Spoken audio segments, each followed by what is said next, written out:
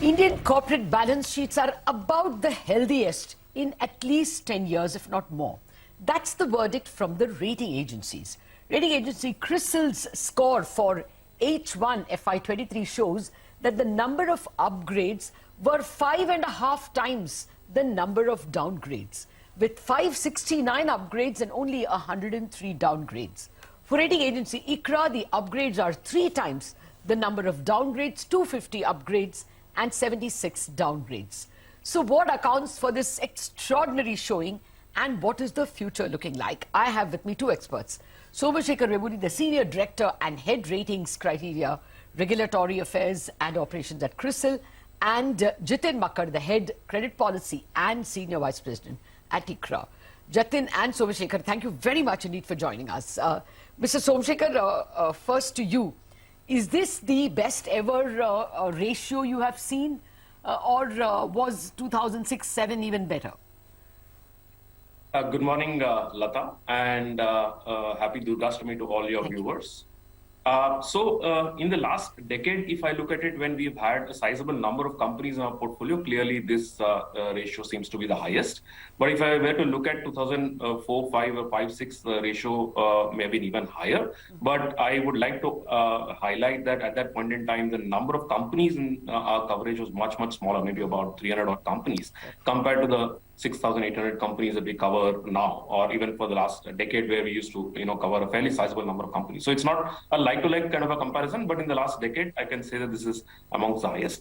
And in terms of the reasons, very clearly, it is on account of strengthening demand and realization. And if you look at one metric, EBITDA, over a 3-year time frame, the companies we've upgraded have seen a 25% increase on a CAGR basis over these 3 years, compared to 12% for the rest of the portfolio. And gearing also is something which has been strengthening on a secular basis. And these upgraded companies have actually seen a gearing reduction of 0.4 times compared to 0.2 for the rest of the portfolio. Okay. So the big argument is that they don't even have much debt. They are seriously deleveraged. So would you say, therefore, that the good run can continue?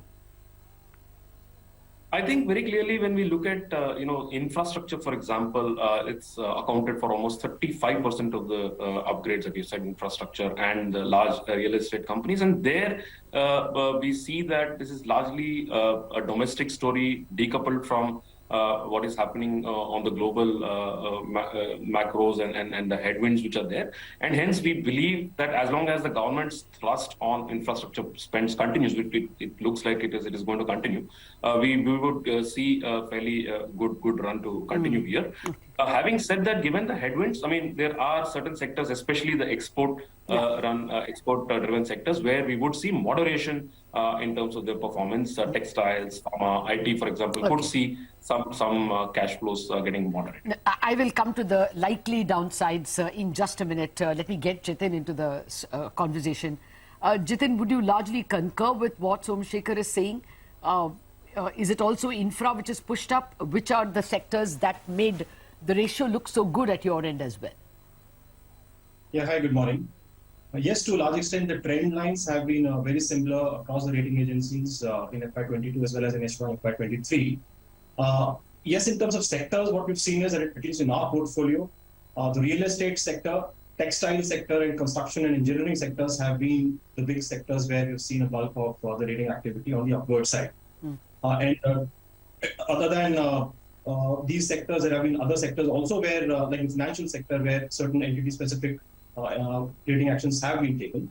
But the reasoning behind these upgrades, if you were to look at the real estate sector or the textile sector, specific entities which completed their projects in the real estate space, in the commercial office space, in the warehousing leasing space, these were the entities which were seeing upgrades. So what I intend to say is that these were not broader sector level tailwinds that were driving upgrades in the real estate sector, or for that matter in the textile sector. But yes, the construction sector, we've seen order books swell, and that's been a story by and large which has been pushing up upgrades in the construction sector because of sector related factors. In most other sectors, there have been entity specific attributes that have driven upgrades. Okay. Well, even for real estate, there is a sector tailwind. It does look like broadly demand has gone up, especially after work from home, or maybe the long night also ended for real estate. But I'll come to that in just a bit. Somashekar, you began by pointing out to some clouds on the horizon. You said that export companies which are dependent on exports could see a thinning of cash flows. We just heard from Bajaj Auto. Their domestic sales are good, but exports have really gone for a toss, and that's a large brand. Do you see just lower cash flows or actual trouble with paying back, especially if people have dollar loans? That clearly depends on how much of debt which is sitting on balance sheets. For example, if you look at the IT sector, yes, we do anticipate moderation in cash flows given what is happening.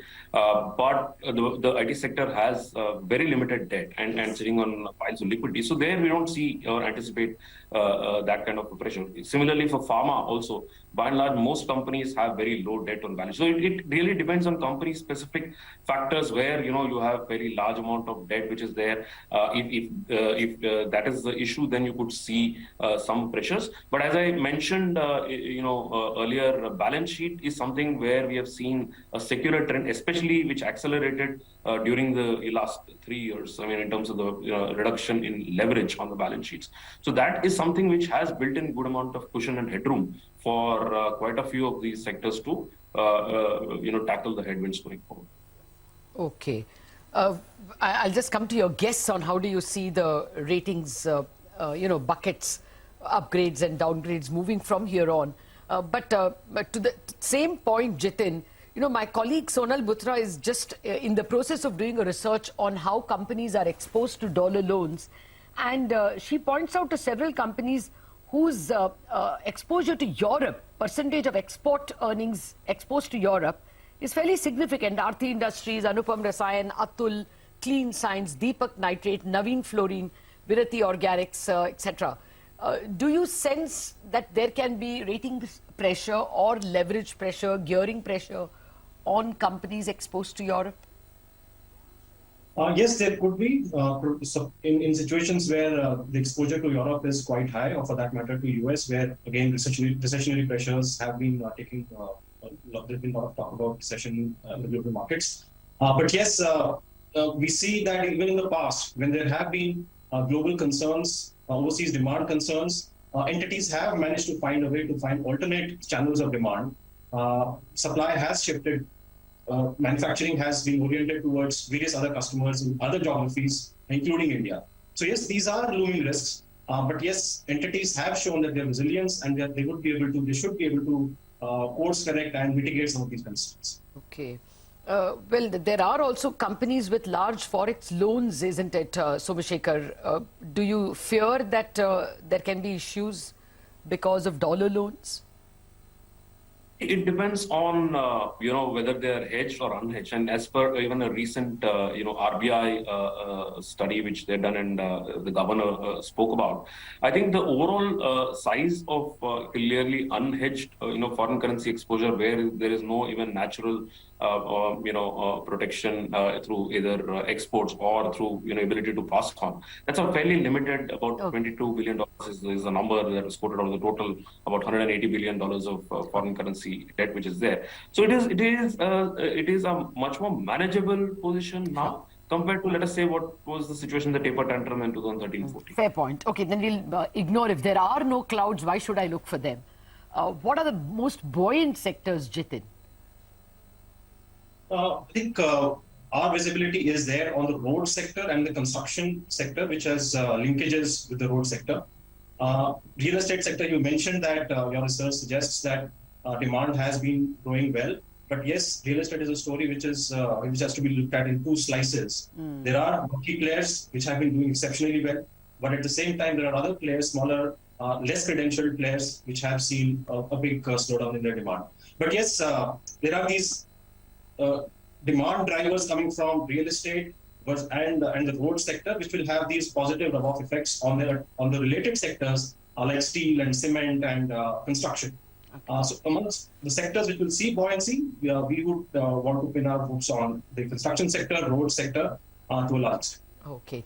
Somashekar, best sectors for you But more importantly, I also wanted from you the downside sectors. Rate hikes are underway in India and more are expected. Let us assume the rate peaks at 6.5 for the sovereign, then it could peak at 8.5 for a lot of corporates, or even more if they are not AA. So both buoyant sectors and sectors you would worry about. So clearly, some of the sectors which were very, very badly beaten up during the pandemic years and now are seeing, very robust revival. Hospitality, airport operators, to name a few, and infrastructure sectors such as, toll roads, renewables, HAM road projects. Those are again very clearly sectors where we do believe that there will be a good amount of buoyancy. On the other hand, caution will be, largely in sectors such as agrochemicals, textiles, and pharma, where we are likely to see moderation in cash flows, given that there is a demand pressure from the end user markets for the export-oriented ones, and in the domestic ones, they are not able to fully pass on the impact of elevated commodity raw material prices onto their end product prices. So those are the sectors which could potentially see some degree of downward pressure on in terms of the credit profiles. Having said that, I mean, the balance sheet is something that who is not able to pass on? For example, if you look at agrochemicals and dairy and education services, these are a few of the sectors where we believe that the costs have started going up and they're not able to fully pass them on to their end consumers. So there could be moderation in cash flows. Having said that, as I said, the balance sheet is something which also comes into play when we look at the overall credit profile, not just the cash flows. Well, just one word, Somashekar, in your report, in your press release, there was a statement saying that there isn't much capex and that is why infra is safe. There's no competition. But more generally, no capex sound, not much capex doesn't sound very positive from an economic growth angle. Is there a worry? Not enough capex? Yeah, I think, if you look at, again, the headwinds, you have very high inflation, very high interest rates.